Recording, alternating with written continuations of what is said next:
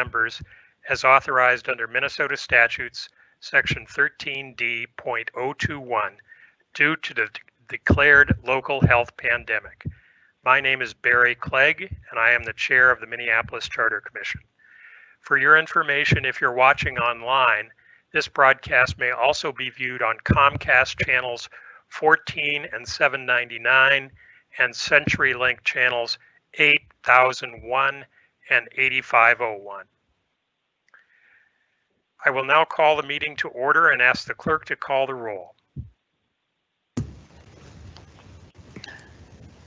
Commissioner Abbott. Present. Commissioner Cohen. Here. Commissioner Garcia. Present. Commissioner Ginder. Present. Commissioner Giroux Isaacson. Here. Commissioner Kozak. Here. Commissioner Lickness. Here. Commissioner Metke. Here. Commissioner Newborn. Here. Commissioner Perry. Here. Commissioner Rubenstein. Here.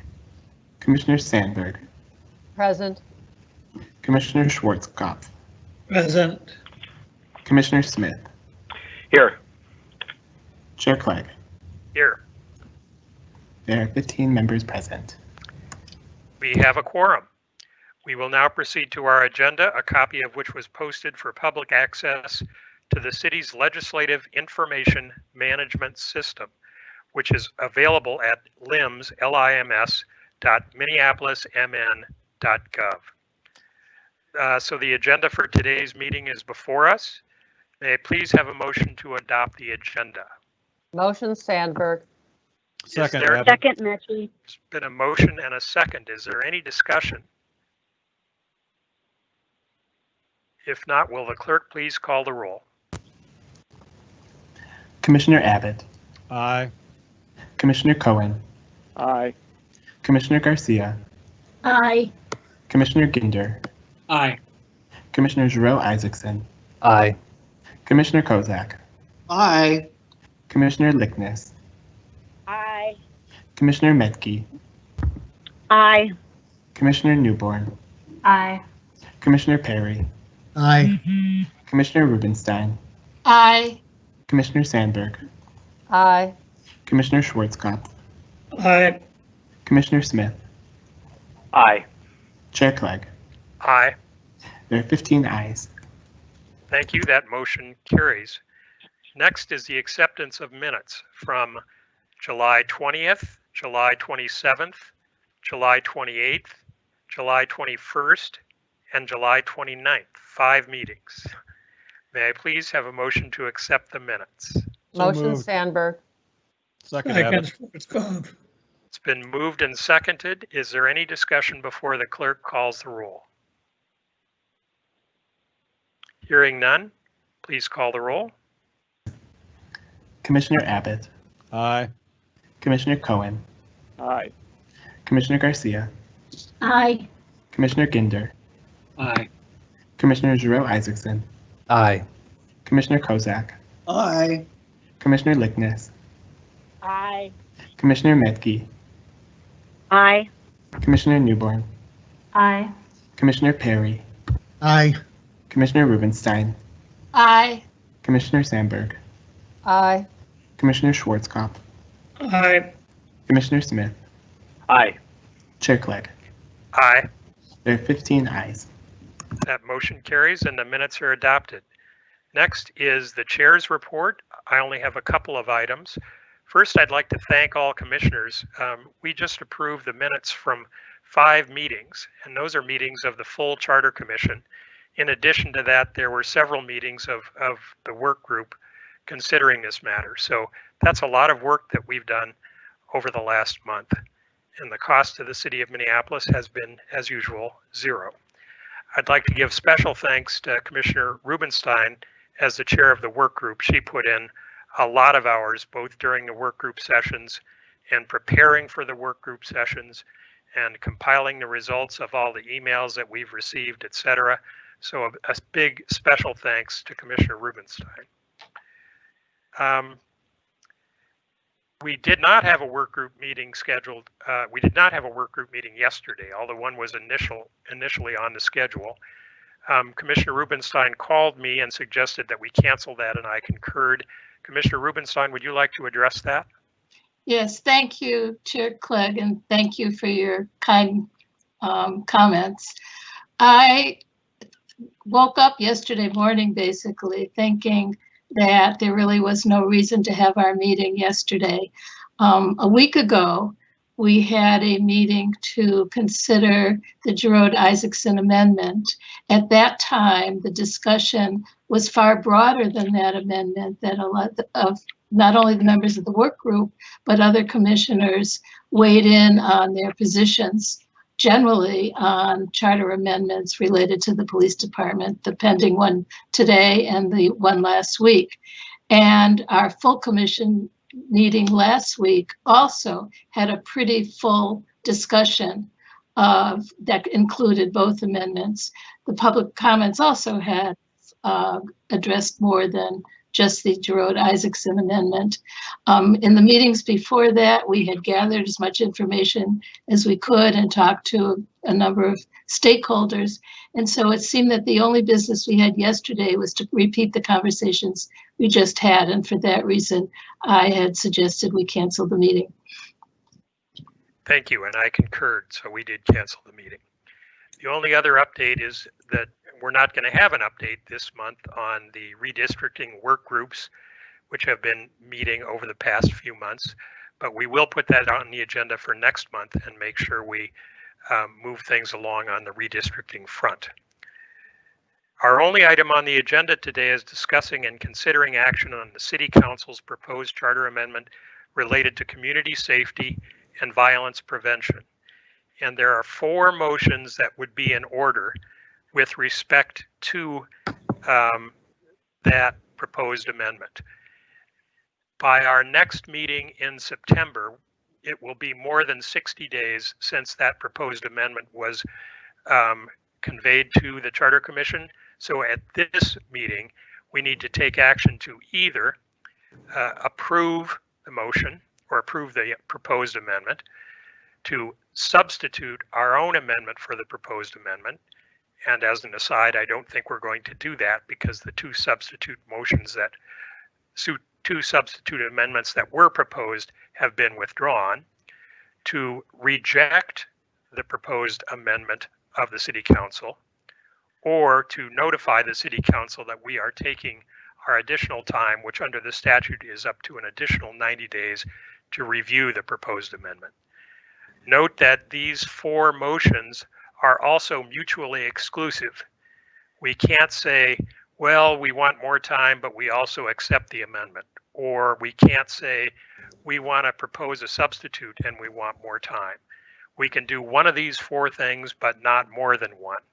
So what I'm going to ask us to do is to have somebody make a motion to do any one of those 4 things to get the discussion started. We'll then proceed to discuss the motion under consideration and then act on it. And if that motion fails, we'll move on to the next person who's making a motion. And hopefully by the end of the meeting, we will have adopted one of these 4 mutually exclusive motions. Just a minute on procedure for discussion. I'm going to allow discussion around the virtual room after we have a motion, and I'll give you pretty much free hand to take time for your initial comments. If you go on too long, I may reel you in a little bit, but we're going to hear from everybody who wants to speak initially before we come back for follow-up comments. And follow-up comments, I'd ask you to keep it short in the 1-minute range. Because I can't see hands here, I'm going to ask you to put, if you want to speak, put a note in the chat. If you put a note in and you've spoken before, I'll put you next on the list after everyone who hasn't spoken has an opportunity to speak. Are there any questions? Yeah, I don't know how to get the chat. Well, for those on the phone, just interrupt me and I'll put you on the list at the appropriate point. Okay, do that. So is there any other questions? I'm sorry. Hearing none, are there any motions to be made? And the first commissioner on my list in the chat is Commissioner Garcia. Thank you, Chair Clegg and Commissioners. In accordance with Minnesota Statute 410.12 Subdivision 5, I move that the Charter Commission take an additional 90 days for review of this amendment. There remains several items to consider under our statutory obligation to ensure that this amendment can be the best it can be for the residents of Minneapolis. Motion from Commissioner Garcia to take our additional time under the statute. Is there a second? Second. Second, Commissioner Mecci. All right, I'll say the second is Commissioner Mecci. Are there any speakers? And Commissioner Garcia, would you like to speak to that, or would you like to come back later? Or not speak at all? I would like to come back to that later. Okay, thank you. Commissioner Perry, you're next on the chat. Yes, thank you, Chair Clegg. So I was going to second Commissioner Garcia's motion. I think for the viewing public and for colleagues, I was one of the people on the public safety work group. I think we did a tremendous amount of work during the amount of time, and I want to thank Commissioner Rubenstein for her leadership in getting us through all that we did. And there was a lot. We had substitute motions, and then we had the Gerard Isaacson motion, and so we've been through quite a bit, as you pointed out at the beginning. But I think we have not put enough time into actually analyzing the motion that the council has brought before us as a work group because of the other things that we were doing. And I think there are some things that I would just like to point out very quickly. I think a legal analysis needs to be done of the motion of the amendment. That was done in 2018. I know the city attorney, the interim city attorney, Eric Nielsen, said that wasn't typically done, but that was done in 2018 when we considered that motion. I think a question, one of the remaining questions, this is kind of down in the details, but what public safety functions must be performed by a duly trained and licensed officer? That's sort of been answered, but not completely. And is there increased liability potential for assigning responsibilities to non-sworn personnel? I think that's something we need to do. I think we need to talk to our city partners, Hennepin County, the U of M, et cetera, who work with and depend on the MPD, and see how they feel about the lack of a police department. One topic would be how such a plan would work with emergency preparedness. And I think, again, going back to 2018, I read the report again this morning. I was part of that work group that put that together. But I think a comparison analysis with other cities abolishing or considering to abolish their police departments should be done with considering the city proposal amendment and to have the council share control over the police.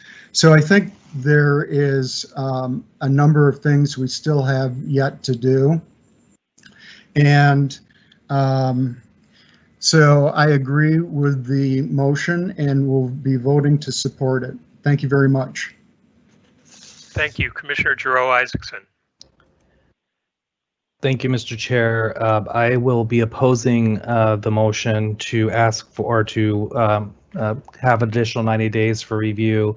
First, I want to thank all the people who testified at the public hearings, and also all the people who emailed us. I want to thank the city council members, the mayor, and the chief for attending our Q&A sessions. What I'm hearing from the commissioners who want to ask for or to get an additional 90 days is that we need more time to make the amendment better or to seek legal analysis. And I don't see those things as needed for us to do under the situation that we're under, where this is a city council amendment that's being proposed to us, and our job is to recommend either that we approve, reject, or propose an alternative. Now, if you're asking for more time because you have a proposed alternative that you're going to put forward, then say so, and then also let us know how come we haven't done that already. I mean, I had plenty of time to put a proposed amendment and our own amendment together in time to make it to this meeting so that we could make a decision. I'm prepared today to reject the amendment and to send back a recommendation that it's not referred to the voters for several reasons. And one of them is that not all of our Black and Brown community leaders were invited in creating this amendment. And that's a big reason why I would not vote for this amendment, or that I would reject and recommend rejection, and that they go back and talk to those leaders. But, you know, going to the U of M for checking to see the emergency preparedness and the effects on all that, I don't see how that is in our role today. That's for the council and for the mayor and the chief to work out if, you know, they move forward with this. Today's recommendation is to accept, reject, or offer a substitute. I'm ready to reject. No one else has put up, except one other commissioner, a alternate proposal. So taking 90 days, I think we should have done that already if we had an alternate that we were going to put together. Thank you. Commissioner Ginder.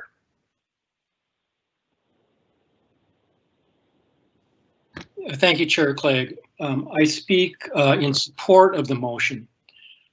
First of all, I do want to recognize that I agree with the City Council that the police department has failed the community in many respects, especially in its culture, in the failed attempts of prior administrations to address officer behaviors. And I also acknowledge that because there are societal failures to address mental illness issues, addiction issues, homelessness issues, in that by default, these have been pushed down to the police department and the criminal justice system, which are not well equipped to handle that. So it's appropriate to explore transformational change of the department, but it needs to be done thoughtfully. It needs to be based on evidence. It needs to be done transparently and with significant community engagement by the council before the decision is made to put it on the ballot. And that hasn't occurred here. Let me give a couple of examples. Typically, when the city council is reviewing a complex or controversial decision, they'll take a lot of time and form a staff work group to work on that matter and spend significant amounts of time in engaging in community engagement. Examples would be the minimum wage and the safe and sick ordinance that was passed by the council. Those were 3 years from the start to finish, from the appointment of staff work groups to at least 2 years of community engagement before they voted on a proposed minimum wage. Similar examples are found in the 2040 plan or in the recent Section 8 housing case decided by the Supreme Court. Each of those matters had years of civic engagement before they went to a vote before the council. Now, I recognize that an amendment isn't an ordinance, but that doesn't mean we shouldn't engage in a similar kind of practice. What has happened when the city has tried to deal with the police amendments? It's been completely reactive. In June 23rd, 2018, Thomas Blevins was killed by Minneapolis Police Department. 6 days later, they brought forward a motion of notice intent, or a notice of intent to introduce a charter amendment that would transfer power of the police department to the city council. Subsequently, they held one public hearing attended by 32 people, and then it was sent over to the Charter Commission on August 3rd. There was no community engagement, really no transparency in how that amendment came about, and no staff work group. When that came to the Charter Commission, we took our additional 90 days to review, which is our statutory obligation. And we came up with a number of memos that we sent back, that we prepared for the council, and a letter that we sent back to the council that detailed our reasons for why we rejected the amendment in January 2019. When the council received that, they simply received and filed it. They took no further action on it. They put together no work group, no community engagement plan, didn't engage in any study of what would be the best practice for a proposed charter amendment. Then, on May 25th, 2020, George Floyd was killed by the Minneapolis Police Department. Again, in completely reactive fashion, in a matter of weeks, we had a notice of intent for a charter amendment that would create a new Department of Public Safety and abolish the police department as a charter department. At the same time that they did that notice of intent, the council passed a resolution that said, we intend to commence a year-long process of community engagement and research to study potential new model of public safety and to create a staff work group to set up engagement and make recommendations to City Council. That wasn't done. Instead, on June 26th, the council walked on an amendment that had not been seen by any members of the public and suspended all of its rules in order to send it to the Charter Commission. No public hearings, no staff work groups, no public engagement, no transparency. The City Council in this case hasn't done a fiscal study, a legal study, for example, the Pell issues that made the newspaper today. The Public Employee Labor Relations Act issues have a significant impact on the proposed amendment. This should have been identified and addressed by the City Council prior to drafting the ordinance. Instead, Charter Commission had to raise that issue. There's been no engagement with the community, and there's been no staff work group put together on this issue yet, even today. Those activities need to take place before the amendment is brought to the voters. We need to figure out these issues before we vote. Before the voters in the city vote on an amendment. And let's hope that we can resolve these issues so we don't have a replay of what happened a couple of weeks ago where the City Council proposed that armed citizen groups would be hired by the city, adopted a 10-2 vote, and then 2 days later it was dropped, apparently because somebody told them it was illegal under state law. So we need to take time to study it if the City Council hasn't studied it. And I also want to talk about people say that we have to do this now. Well, we don't, because there's no harm in delaying this amendment. Under the current charter, the minimum staffing requirements only require roughly 730 employees in the police department. That means if you're talking about police officers as the employees, you could lay off at least 100 employees. Or if you're talking about all employees, including police officers, it could be as high as 200 employees that the City Council could today, in its budget process, get rid of. According to the MPD 911 chart, or staff work group report, each officer costs the city about $120,000 a year. So even if you just simply lay off 100 officers, that's $12 million. That $12 million could fund a program like the Cahoots program. You could do a Cahoots program in Minneapolis on the same per capita basis that Eugene, Oregon is doing it on for $4 million. That leaves $8 million right there left over for, if you wanted to do, expand the COPE program. If you want to start mediation services, neighborhood mediation services, give more money to the Office of Violence Prevention. These are things that can be done under the current charter and would be significant changes while the City Council and this body perform the required study. So I think both the City Council and the Charter Commission need to do their respective jobs to study this issue. And if our goal is to transform a failed system in a failed department, let's do it thoughtfully and create a system that has the greatest likelihood of being a successful new paradigm for public safety. Thank you.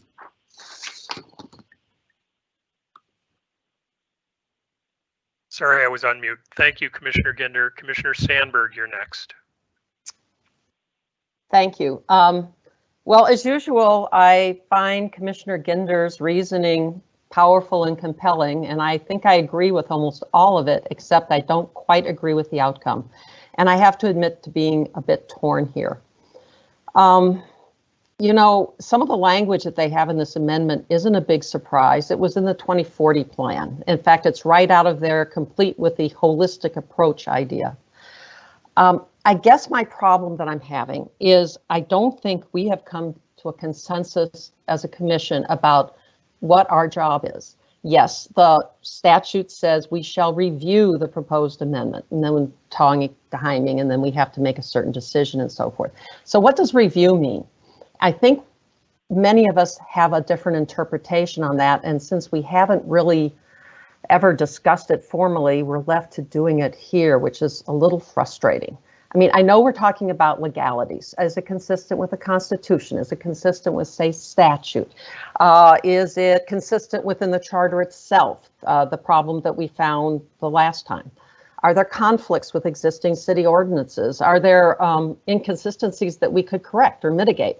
And according to our own precedent, and I am a believer in precedent, another purpose is to assess the claims made about the impact of the change, to minimize potential misunderstanding by voters. I think that's the part that has me feeling a bit more confused here. In 2018, as everybody will recall, because I know you all read the minutes recently, we came back at that first meeting after the council transmitted their amendment and had a plan of action laid out. There was never a question we were going to act on it immediately. It came to us in August, for God's sakes. And in fact, our final report included that research, and it was interesting and I thought quite thought-provoking. The current proposal is much more complicated than that in 2018. One of the components is similar, the oversight issue, and I think the research that we did in 2018 pertains to that component, but we have 4 of them that are kind of left hanging here. So what's our thinking on this? I don't think anybody here supports this amendment. Maybe you do. I certainly do not. I think it's ill-planned, it's ill-conceived, no public engagement. Actually, there's no need to change the charter to make the changes they're talking about, and I think we only change the charter when it needs to be changed. And frankly, I'm a bit pissed off, sorry about the language, about what appears to be political manipulation by the city council. We're not interested in amending the thing, except maybe we could push the date out from May to December on the off chance that there's some legislative issues that could be resolved that are in conflict with what they want to do right now. We do know that there are some of the thoughts expressed by the public legally, you know, we're going to abolish the union, we're going to abolish all the police. That's not going to happen. It can't happen legally. And that seems to me to be not only inaccurate, but deliberately misleading and definitely confusing to voters. And finally, I'm concerned that there are 2 non-police related amendments on the ballot this year already. If this is on the ballot and voters are being told vote no on the charter change, what's going to happen to those other 2 ballot initiatives? I can't find, however, any justification for asking for more time just to eliminate that potential conflict, because I go back to what is review. I think if we had a plan, I appreciate Commissioner Perry's listing a few options, but I believe if we had come in with a plan that we started to develop a few weeks ago, I would feel much more comfortable voting to delay. But right now, we're still floating around with what we need to do. I don't believe that we need to create the structure for the city council. I think we need to provide information that would be useful to the voters. So right now, unless I hear something else during the course of this discussion, I cannot support the motion. Thank you, Commissioner. Commissioner Rubenstein, you are next. Thank you, Chair Clegg. I also speak in opposition to tabling our vote, and I do it painfully. I agree with what Commissioner Sandberg and other commissioners have said. I'm concerned that we need to vote this amendment up or down, but I'm further concerned that this, if we table it, it feels more like a sleight of hand. It's perfectly true that we lack sufficient information to make an informed decision about the amendment, but an extension to consider it will not help us fill in any crucial missing pieces and will simply be to stall it so it won't be on the ballot. While I agree that it is not a very good amendment, and I also will vote to reject it, I don't think that stalling is the way to reject it. The city has pending RFPs, requests for proposals, related to pending structural issues. It would be nice to have seen resulting studies but that clearly won't happen within the next 90 days. And so my comments generally are connected to what we can do in 90 days, besides keeping this matter off the ballot. The City Council has refused to show us the RFPs or anything else that we've requested. It's been suggested that a survey will help gauge the will of the people. Well, we just received one and more surveys. One we just received purported to provide the information about the will of the people, but it had some problems. One is that it was deeply flawed, and the other is, for me, it's not our obligation or our place to base our decisions on the purported will of the people, especially when there's so much division. Those who actually vote for the amendments will tell us that.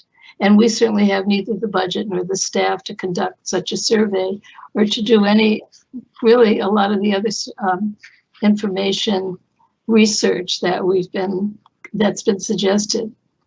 Another suggestion has been that because our process has been so rushed, we should allow more time for public comment. While it's certainly true, again, that the time for that has been unduly truncated, that's on the City Council and not on us. And having read so many emails and heard the testimony at the 4 public hearings we were able to squeeze in, I believe in the law of diminishing returns. As I've been tracking the comments, I've seen nothing new in the last couple of weeks that will assist us in our consideration. It may give other people a chance to comment, but the community engagement that has been lacking on the actual plan and structure ought to be the more meaningful opportunity going forward that we're in a position to offer for another 90 days. Our obligation is limited and broad at the same time. Our focus should be and is on the amendment before us. It's to take a hard look at the amendment, to review it, to make a judgment as to whether it's the proper subject for the charter, which it is, whether or not we like it, whether it will accomplish the avowed purpose, whether it's necessary, whether it's legal, and perhaps whether it's good public policy. I realize that our obligation, as I describe it, is contrary to the repeated demands we've received just to do our job, simply approve it and pass it back to the City Council. These demands seem to be based on the considerable misinformation that has circulated in the past month. Also, I'm very concerned, although I don't think we have any control over this, that whether we accept it or reject it, the City Council is going to ignore our recommendation because it has already told us it's going to ignore our recommendation, and it is going to be put on the ballot. And so all the issues that we raise as to how the process proceeded are not going to be answered. It's also been suggested in good faith that we need to develop our own plan and structure to provide a basis for any amendment before we act on it. This suggestion may be reasonable, but it's beyond the scope of our jurisdiction, and I doubt in any event whether it could be done in 90 days. This is the process that the City Council has promised but failed to do to date, going back years. If our obligation is to make sure of the structure to be developed by City Council, again, we can't determine that in the 90 days because the City Council won't have it ready by any stretch of the imagination. Nor in 90 days will we be able to predict long-term consequences. Only 2 reactions have united the city: the anger and pain caused by the killing of George Floyd, and that there is a compelling need to enact meaningful reform in the police department. How we get to the latter has generated no unity at all. Short term, we already have some data: the uptick in crime, the fears expressed by people who have submitted comments, and the divisiveness already caused by uncertainty and misinformation. We don't know how the new proposed department will function, be set up or funded, or how it will promote public safety, because all of that won't come for months and months, and certainly not in the next 90 days. We don't know what will happen to the Minneapolis Police Department. The City Council has an obligation, both moral and legal, to address these issues, not us. Plus, we're in the midst of a pandemic and a huge budget shortfall. I respectfully disagree that there's been no legal analysis. We haven't had one over-encompassing analysis, but throughout our work group meetings, we have posed legal questions and had them answers. My feeling is that we don't have a basis to say this amendment is not legal. We do have a potential basis to say that the potential legal barriers can lead to extended litigation. Either way, that question won't be resolved and probably won't be raised in the next 90 days. Moreover, we're not in a position to reject the amendment on legal grounds, as I said, even if we have concerns. And no amount of research and study will help at this point. As much as I disagree with and resent the allegations that we would table this vote only as a pocket veto, it sounds like we are considering that. I am gravely concerned that such a perception of our motives, however, in good faith and however for the best reasons, they've been created by more disinformation campaigning, but that will undermine the seriousness of our work, I believe. Finally, I don't believe that our vote up or down on the City Council amendment will be a part of future and more reasoned action. Maybe in a year for the 2021 ballot, when there has been more time to consider an amendment and some of the unknowns have been sorted out, we will be in a better position to act. That's a hard thing to say because we don't change the charter very lightly. I'm not suggesting we do that, but only saying that another 90 days for study and contemplation won't make a difference to our ultimate decision now. So I ask that we please not table the amendment, but put it back to where it belongs for the City Council to do what they should have been doing all along. Thank you. Thank you, Commissioner. Next is Commissioner Kozak.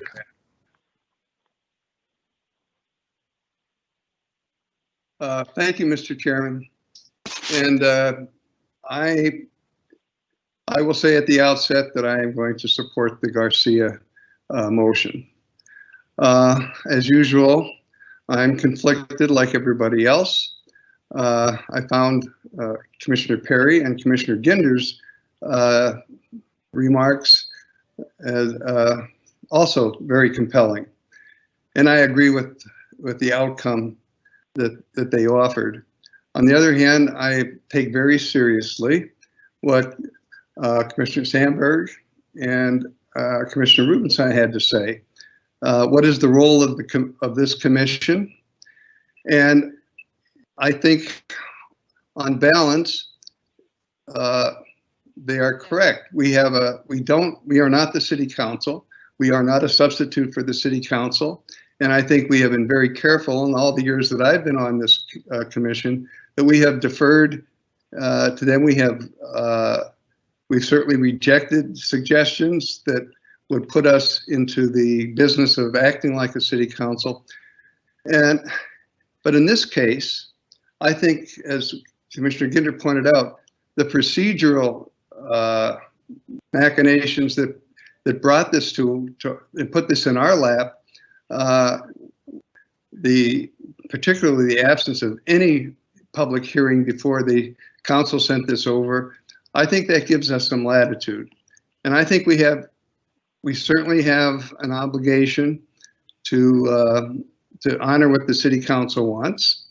But on the other hand, we know exactly what's going to happen, which Commissioner Rubenstein conceded. We know exactly what's going to happen when we send this back to them, even if we send it back with a negative recommendation. They're going to put it on the ballot. They've already told us that's exactly what they were going to do. So if this commission is going to have any role in being a safeguard against amendments that are not ready, that are premature, I think we have to move to ask for the additional, to say we're going to take the additional time that the statute allows us. We have an obligation, it seems to me, a broader obligation than anything else. If we're going to have something go on the ballot And by sending this back to the council, that is a tacit acknowledgement that there will be an amendment on the ballot this year. If we're going to do that, then we have an obligation to make sure what is going to go on the ballot is gives the voters an informed choice, that they can make a decision in a thoughtful way. And this amendment clearly doesn't do it. We know what the flaws are. Finally, let me make one other point. We've heard, I think, about 6 hours of testimony on the two amendments, Commissioner Isaacson's, and also on the one that the council sent over. And clearly, the city, as I think Commissioner Rubenstein suggested, is conflicted. Well, one thing I have done in trying to just discern what these hearings were telling us, and if we don't listen to these folks, in one sense, why have the hearings at all? But one thing I did see, the people that I know who have publicly come out, whether they called in, whether they wrote in, whether they put letters into publications, into neighborhood publications. Many African-American leaders, I'm not going to go through the names, I can do that if someone wants, but have been, if not unanimous, at least a consensus. They're telling us, do not put this on the ballot. These folks are represented, many of whom have spent their adult life for human rights, for equality, and for racial justice in this country, in this city, have told us this is not ready. They were never consulted, these communities. I heard a podcast yesterday with people from the Jordan, Falwell, Hawthorne neighborhoods, and they all had the same thing. Please do not put this on the ballot. These communities right now are enduring, as one of the people said, they're under siege. There is a crime wave, and they have a double whammy. They're the people that are most affected by police misconduct, but they're also the people that are most affected by crime. And they're asking us, this is not ready. They have not been consulted. This needs more study. They do not want it on the ballot. And I think they're often people that haven't been listened to. And I think I'm going to listen to them. And that's one of the main reasons that I am going to vote yes on this motion. Thank you. Thank you, Commissioner Kozak. Commissioner Smith. Yes, thank you, Mr. Chair.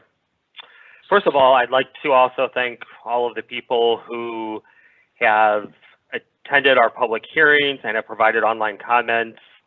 I'm the newest member of the commission, and so I don't know what is normal, but I would guess that we received more comments on this proposed amendment than any amendment in previous charter history, although I certainly can't say that with any certainty. And looking at all those comments, it's kind of hard to know what the consensus is. We've received comments from many people in favor of the amendment and many people opposed. It's kind of hard to know if people have a political agenda who's pushing some of those comments, but I do value those comments. But it seems to me that regardless of what we do today, that this charter amendment is going to appear on the ballot. It's a question of whether it's going to be in 2020 or 2021. If we choose to take more time to study the issue, I don't think there's much doubt that the City Council will put it on the ballot in 2021. So I think the real question before us today is, if we choose to take extra time to study this amendment, what are we actually going to do with that time? And I'm not sure what the Charter Commission is going to do. It seems to me that it's probably more up to the City Council to further develop what a community safety and violence prevention department might look like. Would I love to have more information from the City Council about public safety, what it might look like in Minneapolis? Absolutely, I would love to see that. But is that sufficient to keep it off the ballot in 2020? And I'm not sure about that. But what I am sure of is that I don't want to prevent the democratic process from moving forward. We have a charter amendment that was unanimously approved by the Minneapolis City Council, and I'm concerned about an unelected charter commission preventing this from moving forward. I'm not opposed to allowing people to vote on the charter amendment. Being allowed to vote on the amendment is far different from being in favor of the amendment. If residents think that there's insufficient information from the City Council, that they need more information about what this public safety department might look like, they should vote no on the amendment. But I think they have that right to vote no. There are certainly communities in our city who have felt disenfranchised, who have felt that justice has been delayed for far too long in our community, and I am not willing to stand in the way of allowing my fellow citizens to vote on this amendment. If we don't do it now, why is now not the time? I think what has happened in Minneapolis, that now is the time. William Penn said that to delay justice is injustice, and I think it would be injustice for us to prevent this amendment from moving forward. Therefore, I would vote against the motion. Thank you. Thank you, Commissioner. Commissioner Metke.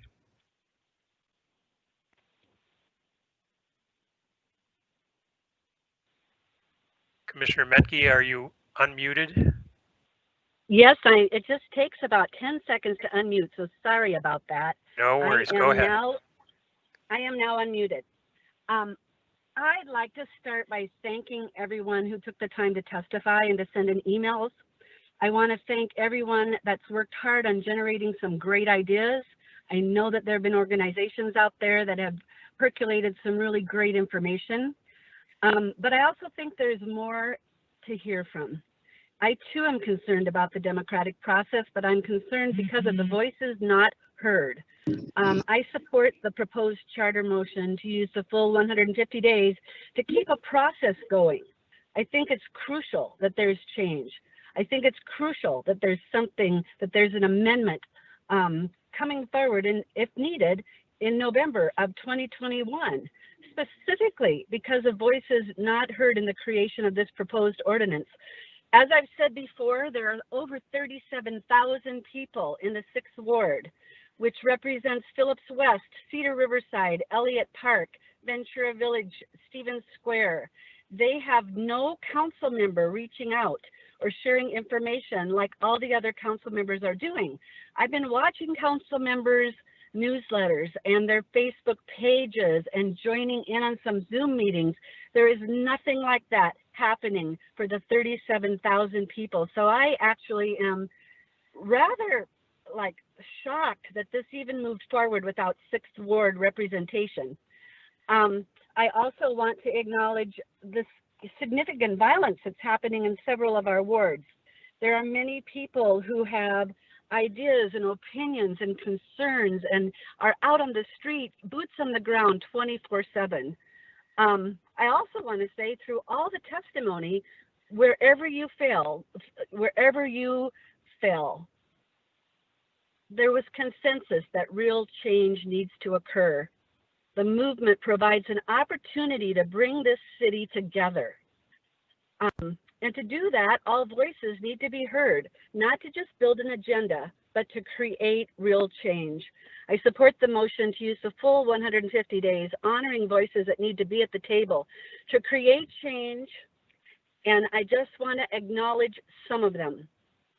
Jolene Jones, Frank Downwind, Michael Gozi, Cassie Holmes, Abdul Mohammed, Taisha Edwards' brother Jimmy, who just completed his education to become a police officer, Lisa Clemens, Kathy Spann, Don Samuels, James Garrett, whose African-American grandfather was captain in 1950s and then deputy chief in 1972 of the St. Paul Police Department, Sandra Samuels, Eric Wan, Sam Turner, Joseph Finley, Trent Palmberg, Rosemary Williams, Raisha Williams, Nakiva Levy Armstrong, Al Flowers, Abby Rooster, Rodolfo Trujillo, Larissa Arisa, Lorenzo Arisa, Global Market Businesses, Wayne Bug, Blong Yang, the Somali Women's Group in Cedar Riverside, Dr. Josie Johnson, former Mayor Sharon Sells Belton, the 2,000 Youth Link Youth Voices, whom Dr. Heather Huxby has been trying to get to the table with all calls unanswered. Mad Dads, A Mother's Love, St. Stephen's Street Outreach, the New American Youth Soccer Club, Youth and Families, and finally, the Chief of Police, a dedicated, caring professional, experienced professional, born and raised in South Minneapolis. He should be respected and listened to. To not involve him and to ignore conversation with him so that he finds information out in the media, as an employer, I think is inexcusable. Chief Rondo has a lifetime and a family of roots in this town, in Minneapolis. And finally, there are great officers out there, and to name a few that need to be at the table in this conversation: Charlie Adams, his son Charles Adams, second generation officer Rob Thunder, Lieutenant Lindsay Heron, Lieutenant Mark Kluckow, Glenn Burke, Mike Kirchen, and all the other officers each and every day out in the community doing good work, wanting change, wanting to change the culture in the police department. And finally, victims of crimes absolutely deserve a voice at the table. Victims of crime. We are blessed in this city for so many people that do such good work each and every day, 24/7. Voices need to be included. We have a great opportunity to move forward together. I want to keep this going, and that's why I support the motion. I don't want the momentum to stop. I support the motion to use the full 150 days to have a plan and to then look forward to a proposal on the 2021 ballot. That's it. Thank you. Thank you, Commissioner. Commissioner Garcia, you're next.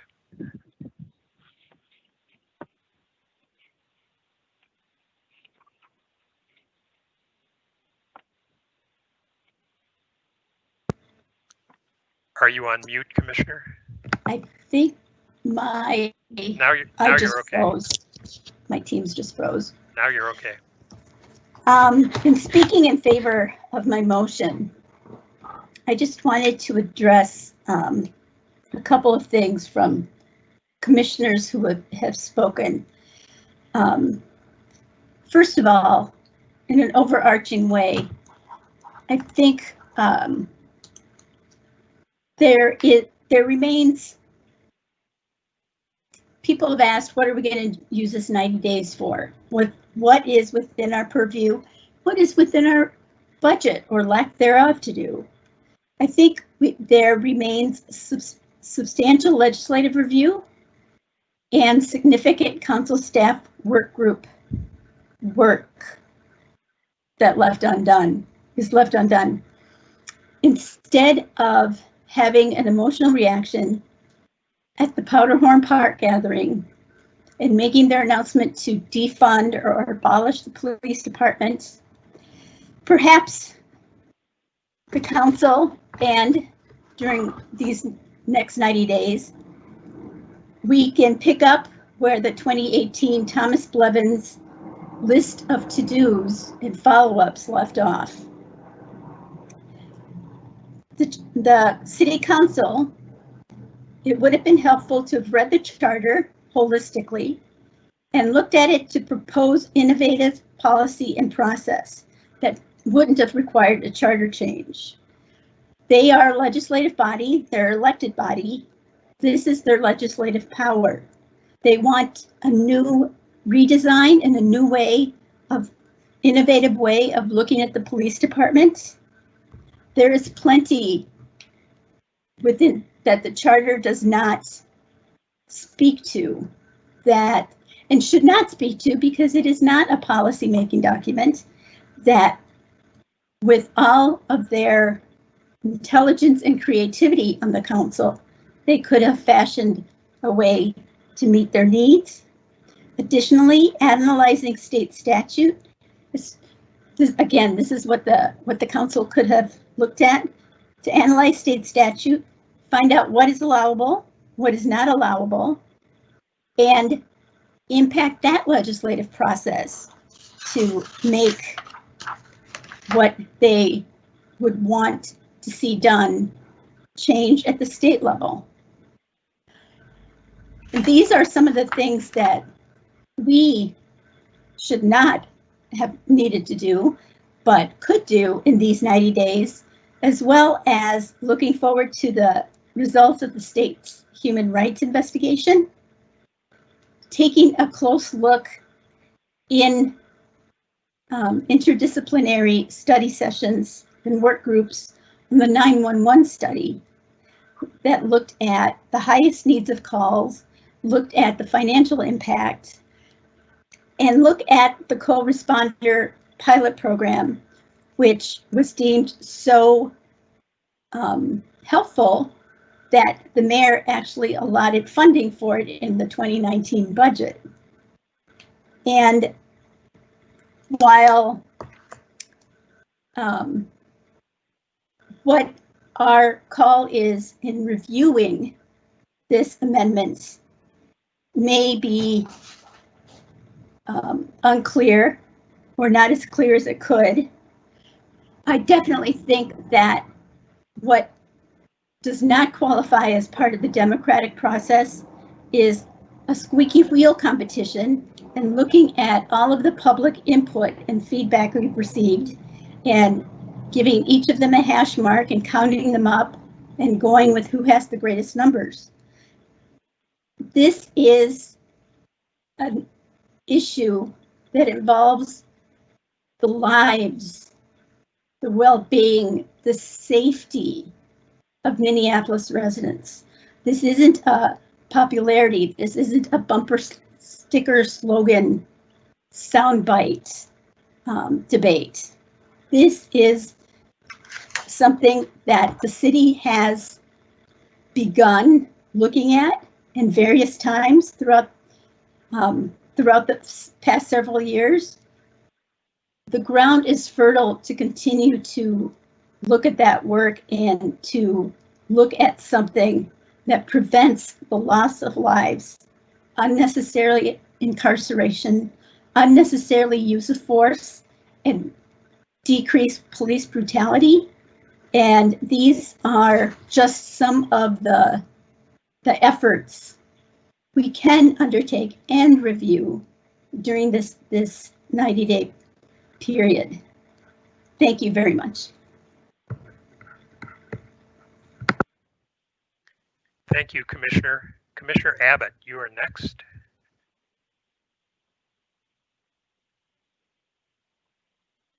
Thank you. The question is, how do we evaluate this proposal in the context of where we're at right now? And I think we should start with two principles. The first principle is clarity. The charter is the foundational document of the city. It should establish the general principles and the basic structure of city government. Its text should be plain and straightforward. The other principle, I think, is durability. The charter should stand the test of time. It should not be cluttered up with the policy disputes of the moment. We shouldn't bind the hands of future mayors and future city councils in ways we cannot foresee. We don't know what challenges the city will face in 10 years or 20 years or even in 50 years. How do you apply those principles to the council's proposed amendment? The problem, as I see it, is that the council proposal contains policy provisions and restrictions that would tie the hands of future city councils. It proposes removal of the police as a charter department, but then establishes a new charter department in its place. It proposes permanently moving the city's law enforcement function down to a sub-department, 2 levels removed from supervision by elected officials. The council's proposal even specifies the professional qualifications for the head of the new department, details more appropriate, in my opinion, for a ZipRecruiter ad than for a charter provision. Now, these ideas may well be good under the circumstances. However, they should be enacted as part of an ordinance, not included in the charter itself. Ordinances can be amended quickly in an emergency if a future council has to do so, unlike the charter, which cannot.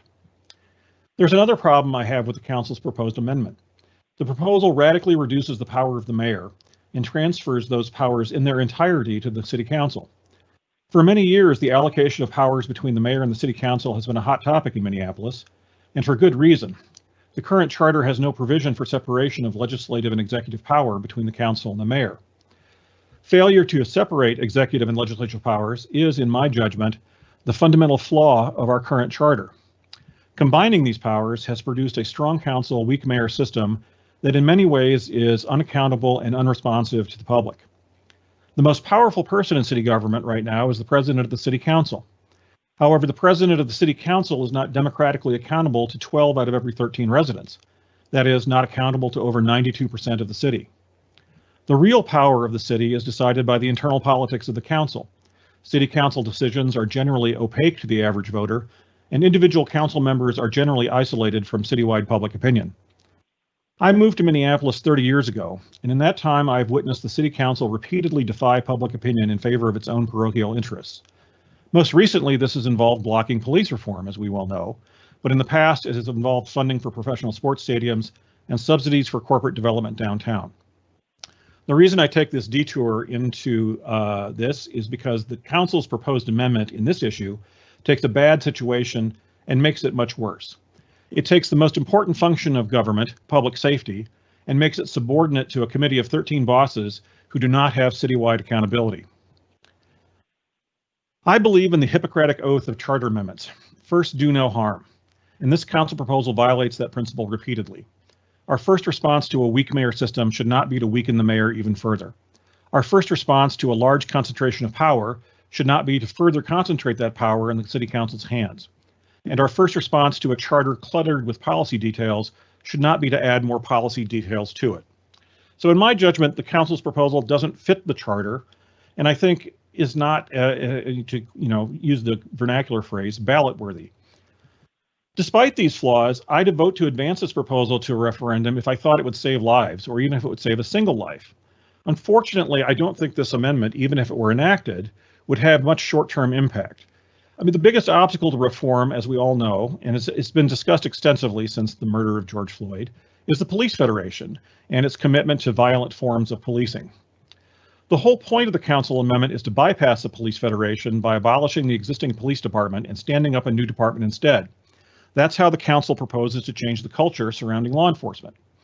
However, as been discussed a little bit today, there is the state law, the Public Employees Labor Relations Act, which I think effectively prevents us from bypassing the Police Federation. That law bans unfair labor practices by Minnesota cities and counties in connection with collective bargaining. Less than a year ago, the Minnesota Supreme Court held that it was an unfair labor practice for a city to disestablish a labor bargaining unit when it abolished the underlying department. That case involved the city of Brainerd, which had abolished its 5-member full-time fire department and then replaced it with a volunteer on-call force. The Minnesota Supreme Court held that the city of Brainerd should have negotiated with the existing firefighters union over the terms and conditions of its decision to abolish the department. And I think this opinion by the Minnesota Supreme Court is a real obstacle that we have to deal with.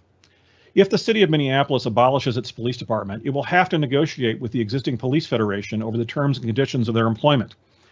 Even if the negotiations are successful, it will take months and perhaps years to complete. Worse, it is likely that the city will be forced to hire back existing police officers in seniority order in order to staff the new department.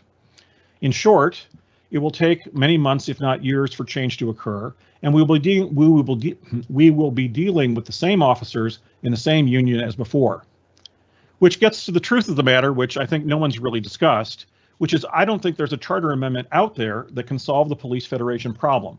The only way forward, I think, in terms of fundamental reform is collective bargaining with our employees through the collective bargaining process. Now, it's clear a charter change is still important. There are obstacles in the charter that we need to deal with. It's an important part of fixing the problem.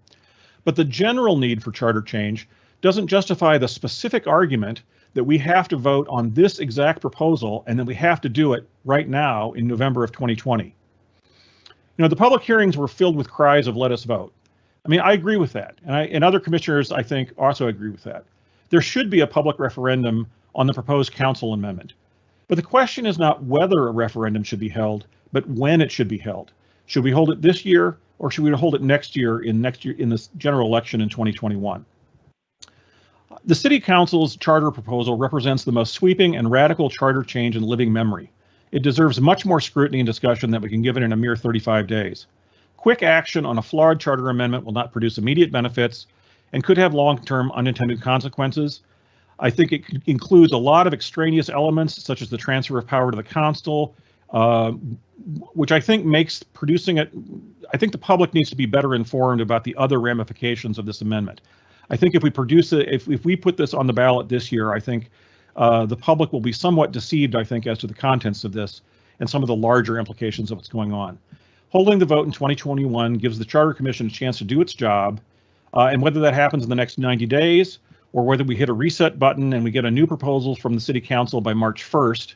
And by the way, March 1st is the deadline. If the council is really committed to this version of its proposed amendment, it could simply resubmit that to us before March 1st, and they would be able to wait out the clock and put that exact proposal on the ballot next year. So there is no democracy denied here. There is no denial of democratic rights. It's a question of when, not if. And this exact proposal, if it does have the kind of support on the council that the authors claim it does, it will come back in full. So I think we have time to do this the right way. I'm going to vote in favor of this motion because I think it's too much. There's too much extraneous stuff, and I think it makes all the other problems in city government and the charter worse if it were to actually pass. We can fix this. We can get police reform. We just need to find a different avenue to do it in. Thank you.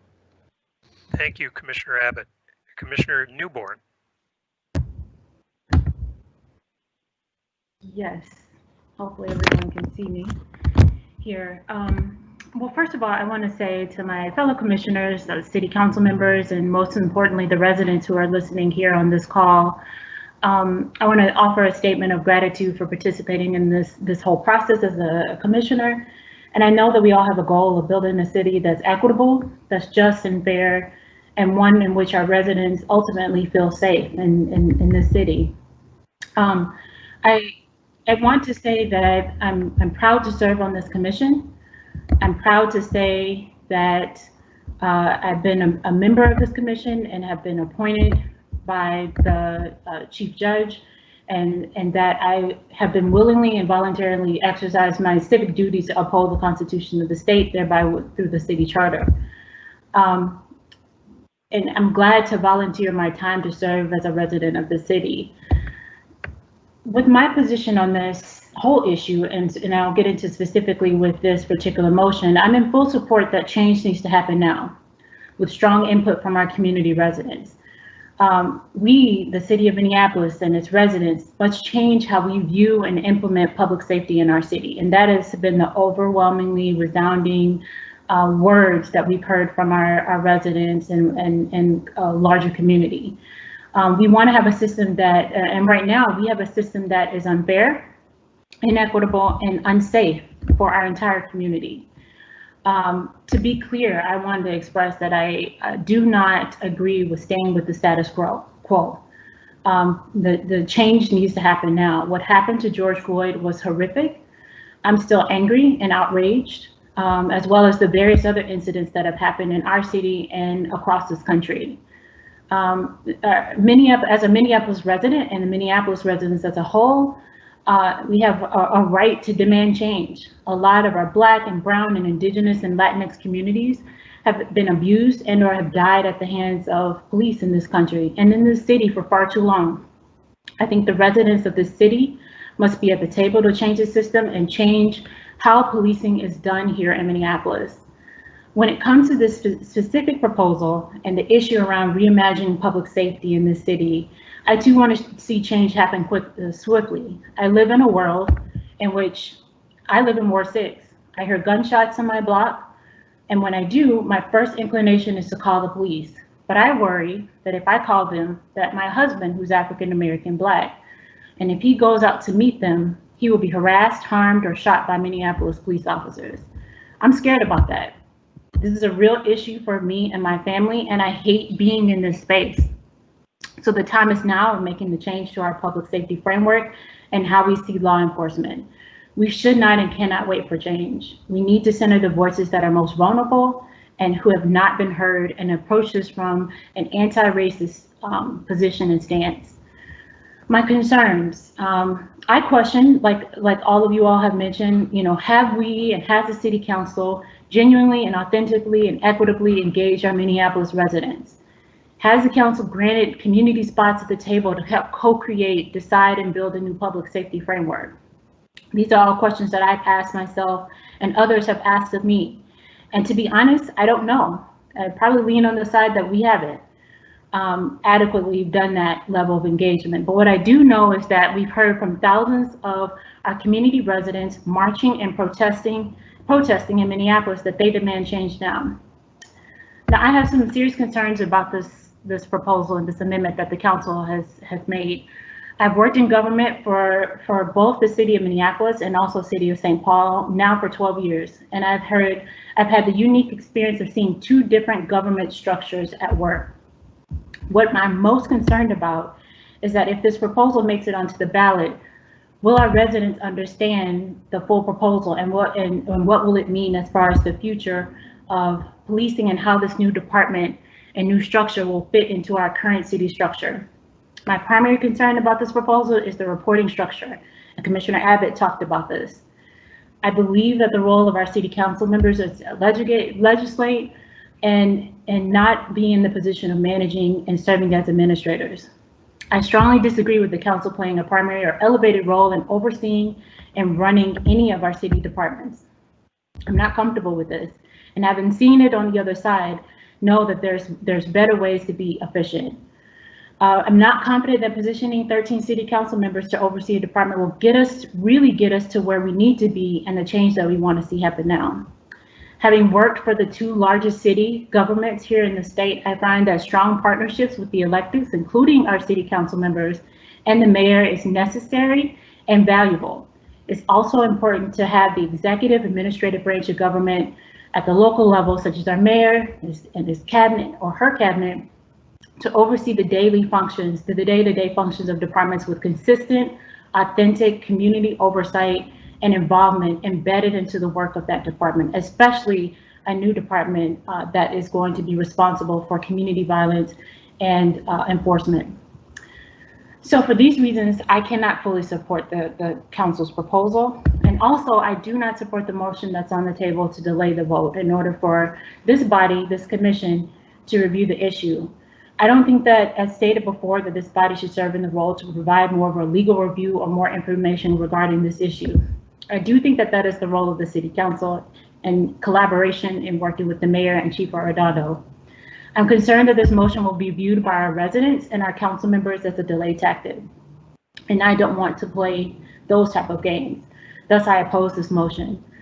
Lastly, what I want to say and add is that I'm not here to just offer my critiques and just leave as both a resident and a commissioner. I'm here to be a partner in this work, and I offer to the city council, to the mayor, and to Chief Arredondo my time and resources to help reimagine public safety in the city of Minneapolis. Thank you. Thank you, Commissioner. Are there any other first-time speakers who wish? Commissioner Cohen, is that you? Yes. Go ahead. Today's newspaper article written by Liv Nazratil, who is our new City Hall reporter, and by the way, a Pulitzer Prize winner when she worked in Philadelphia, points out that the City Council has presented us with a proposal of such questionable legality that the police function it proposes for the city is one in which their substitute peace officers are, quote, generally prohibited from enforcing the general criminal laws of the state and do not have the full powers of arrest or authorization to carry a firearm, unquote. The result of passage of the city council proposal would be disastrous. Crime would run rampant. Our homes would collapse in value as residents, black and white, fled the city. Jobs, businesses, neighborhoods would be gone. Taxes would go up, and our personal safety and that of our families would be at risk every day. I believe that we should take the time allotted to us to repair the mess that the city council has placed in our laps and provide for a measure that will meet the needs of our community, and therefore I will vote yes for the postponement. Thank you, Commissioner. Commissioner Schwarzkopf, I see your hand, your virtual hand is up. Thank you, Mr. Chair. I wanted to also say that I wish to thank everybody that informed us of their opinion of this amendment. It was very good to have input from the city council, the mayor, and the chief of police. And I congratulate Commissioner Rubenstein for doing a very good job of running our subcommittee, of which I was a member. I wrote a memo to Commissioner Rubenstein yesterday, I think it was, saying that if we are not going to have a meeting yesterday, I think we need to have many meetings hereafter, because I think we need to really continue working on this amendment or whatever is a good idea for public safety in Minneapolis. We do know that there is a RFP out right now by the city, and that 9 different consultants brought in their consulting proposal. We know that 3 of them have been chosen to be interviewed, and that will happen shortly. Now that request for proposals is really a study on the police staffing and the efficiency of the police department. I think that proposal is very important because many things could come out as to what kind of structure the police department will have in the future. And I don't know when that proposal will be done, but I think we could be working on it for the next 90 days, and whatever kind of input we have as a Charter Commission to give back to the City Council and Mayor, I think we should do that. So that can be also included within that proposal if necessary.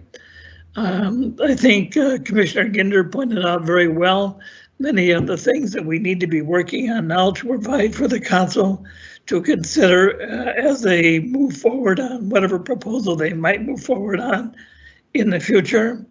And I think Commissioner Abbott really hit it right on the head. Having been the city clerk in Minneapolis, having been the city coordinator in Minneapolis, I know what it's like to work for 13 bosses or 14 bosses.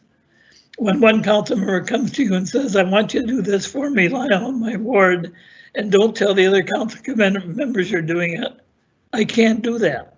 I got to go back to the council member and tell them, you get me 7 votes and the mayor to say I should do it, and I'd be happy to do it. Or you get me 9 votes if the mayor vetoes it, and I'll be happy to do it. That's a very important thing that we were structured today in Minneapolis. I think Commissioner Abbott is very right with a weak mayor, I mean, strong council form of government, which is what we have. It is very difficult to decide who is going to administer what and who is going to be legislating what. Perhaps in the future, the commission should take a look at what is the best structure of government for Minneapolis. That's another issue entirely right now, and I don't want to get into that. But in the meantime, though, I think that there's a lot of work we can still provide for the council. Hopefully they can go ahead and think about those things as they propose an amendment either this year or next year or any year thereafter. And I hope that we might be doing that. Therefore, I'm going to support the motion. Thank you very much, Mr. Chair. Thank you, Commissioner. I don't see any first-time speakers with their hands up, so if there aren't any others, I have a few remarks I'd like to make. There's been a lot of conversation about the role of the Charter Commission. Commissioner Sandberg raised it. The role of the Charter Commission is laid out in Article 12 of the Minnesota Constitution and then defined by Minnesota Statute Section 410. A lot has been made of the fact that charter commissioners are appointed by judges and not elected. That's not a legislative accident. It's in the state constitution. Charter commissions are appointed by judges to preserve their independence. None of us are running for office, and we don't have to be concerned about mayoral or council politics. It sounds simplistic, but our job is to forward amendments that are appropriate, reject those that are not, and request more time when more time is needed to make that determination. The real question is what constitutes an appropriate amendment? And I can understand the reason for confusion around that because there's not statutory or case law guidance on it. Charter commissioners are left to their own devices. The law doesn't specify what factors charter commissions should look at in evaluating proposed amendments. But here are some tests that I think any amendment, whether proposed by the council or the charter commission itself, needs to pass before going on the ballot.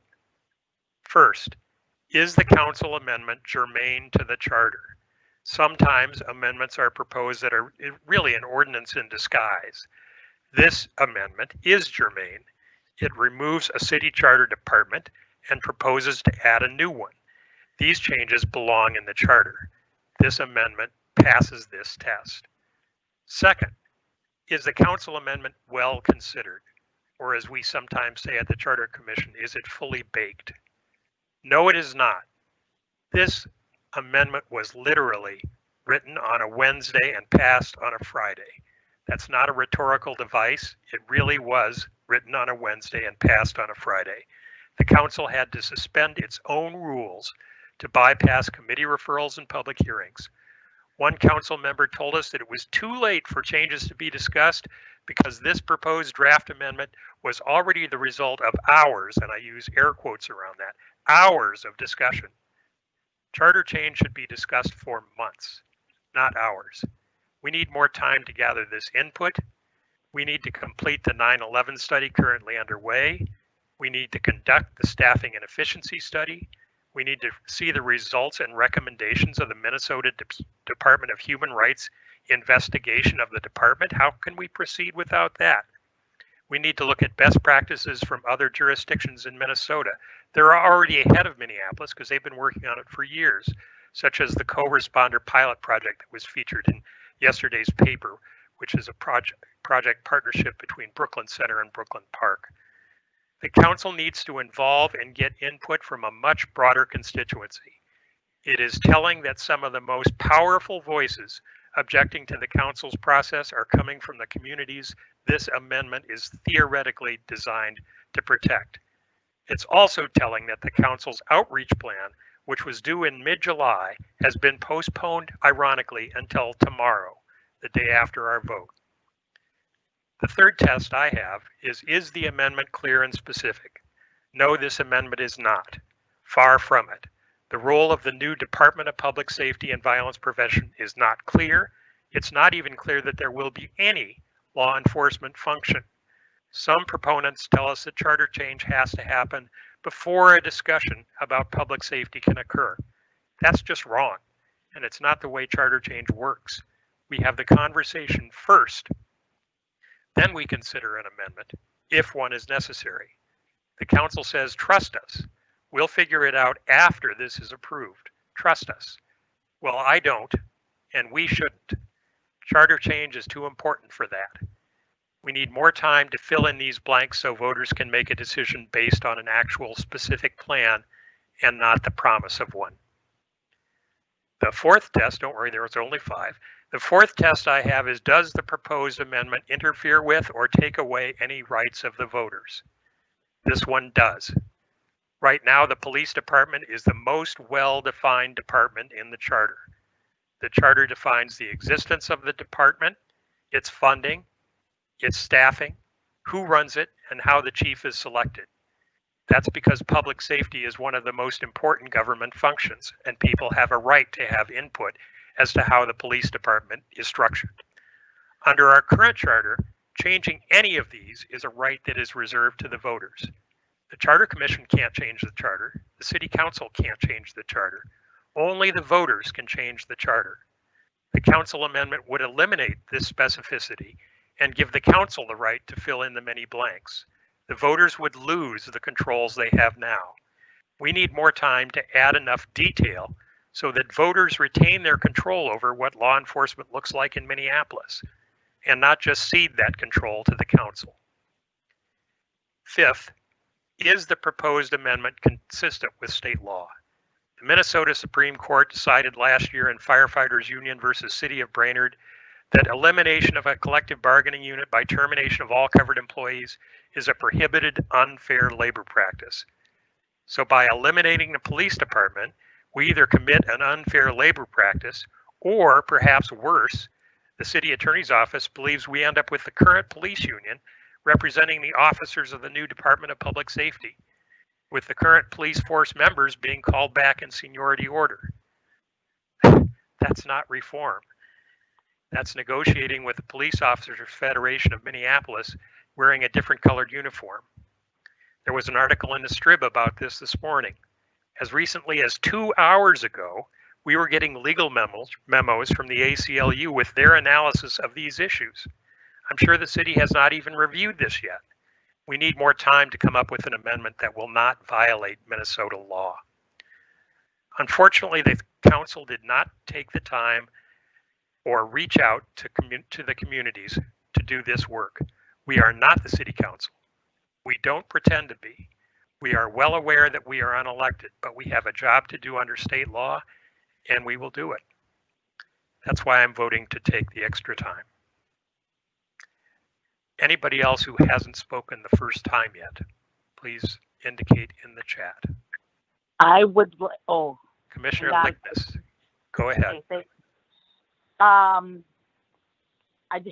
I just want to say that I met our current police chief in 1994 when I started working for NRP. And the first year I was there, I was in public housing with Kim and a whole squad of 6 officers. And he is one of the finest.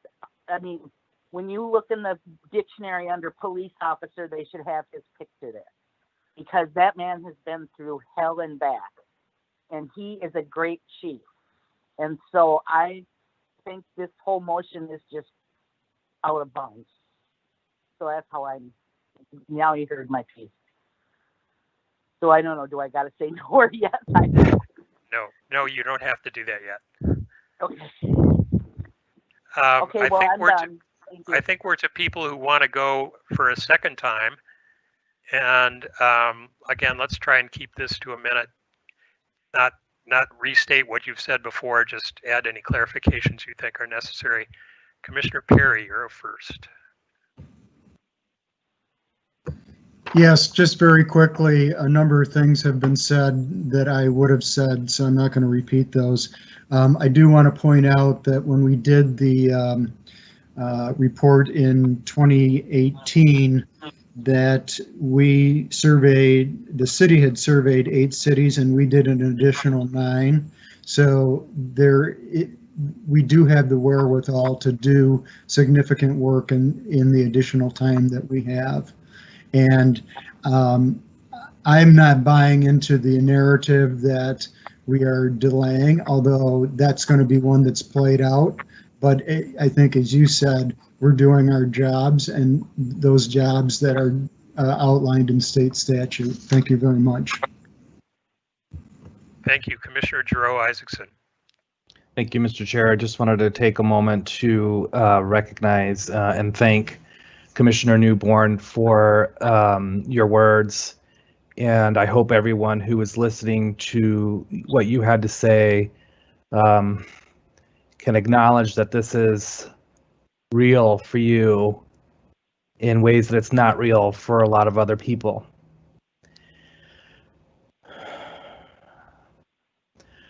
I hope, and it sounds like, we're going to delay and take 90 days. I hope there's a plan out there that's going to get us to either approving, rejecting, or offering an alternative. Because our role here is not to safeguard the city council amendment from the charter. That's not our role, the way I see it. Our role is to make a recommendation to the city council about their proposal. And it sounds to me that everyone on the commission has a position of yes or no on the charter amendment. So taking an additional 90 days to add studies is going to do what for us? Is it going to allow us to make a proposal a recommendation that they can just reject. I mean, they can reject whatever recommendation we send them.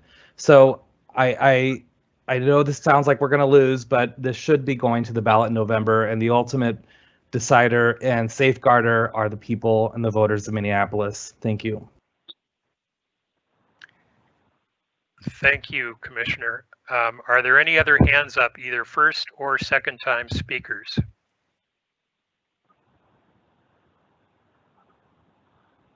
Anybody on the phone who wants to add something?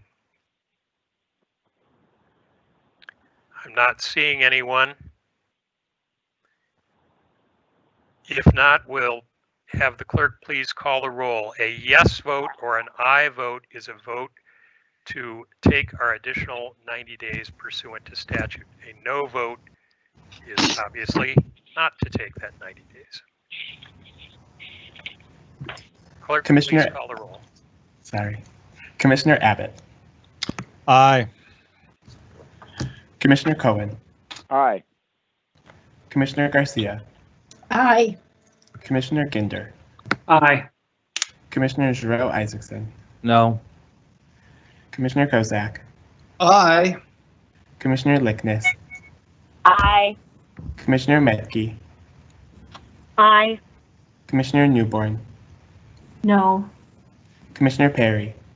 Aye. Commissioner Rubenstein. No. Commissioner Sandberg. No. Commissioner Schwarzkopf. Aye. Commissioner Smith. No. Chair Clegg. Aye. There are 10 ayes and 5 noes. That motion carries. A request to the clerk, will you please provide notice to the council in accordance with the statute that we are electing to take our additional 90 days to review the proposal? Yes, Mr. Chair, we will do that. Thank you. With that, we've concluded all business to come before the Charter Commission. I think, by the way, that I will likely call a special meeting for sometime next week so we can develop a work plan for the next 90 days and a laundry list of any items that we need to continue our evaluation. But with that, we've concluded all business to come before the Charter Commission. So without objection, we stand adjourned. Thank you. Okay.